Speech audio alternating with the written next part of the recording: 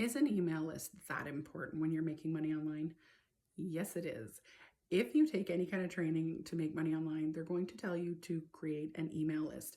And I've just talked in the last couple of videos. Go back and watch them because I am here to tell you all the information you need about making money online so that you understand the lingo, you understand what you're seeing and hearing, and you're not just falling for things after things that are going to get you nowhere.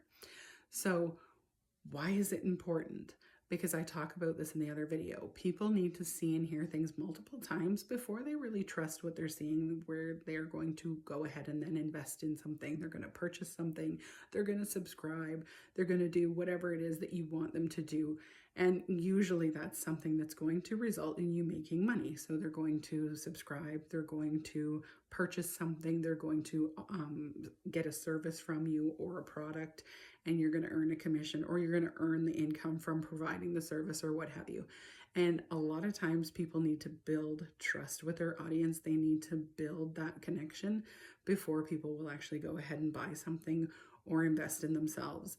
And so if you have an email list, you can go back and send all the people who signed up for that email list, you can go back and send them multiple emails. You can send them all the information that you already maybe gave them, new information, why it's important, why it will benefit them.